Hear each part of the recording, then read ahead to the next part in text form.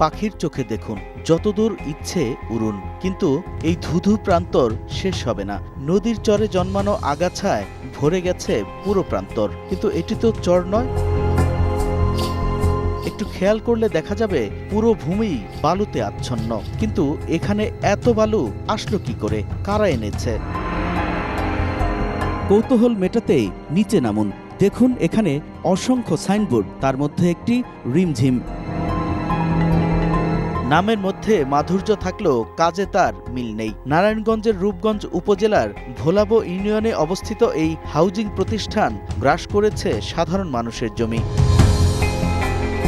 একসময় শস্য শ্যামলা ফসলের মাঠ এই প্রকল্পের কারণে এখন বিরান ভূমি। এরই মধ্যে সেখানে কিছু জমি প্লট আকারের বিক্রির আয়োজন চলছে। আওয়ামী লীগ নেতাদের ছত্রছায়ায় দখলবাজি শুরু করে প্রতিষ্ঠানটি। শুরুতে সাইনবোর্ড ভাড়া নিয়ে শুরু করে দখলদারিত্ব। সুই হয়ে ঢুকে ফাল হয়ে বের হয় এই ল্যান্ড মাফিয়া। সাইনবোর্ড কি এরা ভাড়া নেয় নাকি? প্রথম সাইনবোর্ডের জায়গাটা ভাড়া নিয়েছিল আমার ভাই বোরে। কত লাখ টাকা করছিল যে তোমার বছর কত লাখ টাকা দিব তোমার ভাড়া, এই জমি সাইনবোর্ড দিব আইলের মধ্যে। তখন এই আইলের মধ্যে সাইনবোর্ড দেওয়ার পরেও এই বালু ফালান শুরু করলো।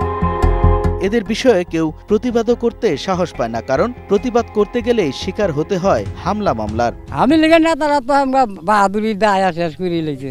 আমাদের জমি না কিনে তারা বালু বরট করেছে। প্রতিবাদ করবে কেটা, করতে গেলে মামলা হামলার ভয় ছিল। উচ্চ আদালতের এক রিট আদেশে রিমঝিমের বালু ভরাটকে অবৈধ ঘোষণা করে। পাশাপাশি ভরাট বালু জমি থেকে সরিয়ে নেয়ার কথা বলা হয়, কিন্তু উচ্চ আদালতের আদেশ অমান্য করে রিমঝিম অব্যাহত রাখে অপকর্ম, দখলদারিত্ব। আমার জমি আছিল, আমার জমি বেদখল করে বেচে লাইছে, পরে বালু ভরাট করে লাইছে।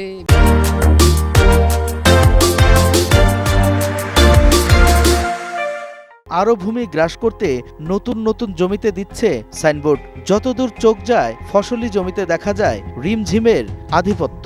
এতে নতুন করে আরো কৃষকরা জমি হারানোর শঙ্কায় পড়েছেন। এই আর এখানে খেত আমার থুনমা ধানের লগে বইলেছে, একটা টিয়া জরিমানা দিছে না। মাছ বাচ্চা বাঙালি আমরা সবাই সুখী ছিলাম, এখন মনে করে আমাদের সব ধ্বংস করে দিছে। এরা ইরি জমি আছিল সব, এটা জোরে বইরে লাইছে কোম্পানি। মানে আমরা কাম করে রিমঝিম কর্তৃপক্ষের সাথে কথা বলার সুযোগ পান না তারা, নেই প্রতিবাদের সাহসও। আমরা বললে ফার্মু আমাদের ভরা দিন আমাদেরকে ইয়ে করে দিব, আমরা হ্যান্ড কাপ লইলে দেবো নিচে। কারণ আমরা কত লোক সেন লইয়ে লাইট করে দিনও ফারাদার মানুষ আছে। আমরা এসব অভিযোগ জানতে প্রকল্পের যে অফিস রয়েছে সেখানে যাই। সেখানে মালিকপক্ষ কাউকে না পেলেও পাওয়া যায় পাহারাদারদের, যারা টাকার বিনিময়ে অপকর্মকে পাহারা দিচ্ছেন। এক এক সময় এক এক দায়িত্ব, সুপারভাইজার দায়িত্ব দেয়, ইনভেস্টিগেশনের দায়িত্ব দেয়, ঠিক নাই কোম্পানি ভ্যারাইটিস কাজ। জানান পাহারা দেওয়ার বাইরে কিছুই জানেন না তারা। তথ্য পেতে কথা বলতে হবে প্রধান কার্যালয়ে। তারপর আপনার এটা তদন্ত করবেন, জানবেন আসল বিষয়। হ্যাঁ, এটা তো জানার অধিকার আছে।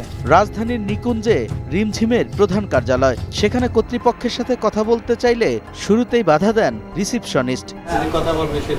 কর্তৃপক্ষ কথা বলার আশ্বাস দিলেও নানা মাধ্যমে যোগাযোগ করেও তাদের আর পাওয়া যায়নি।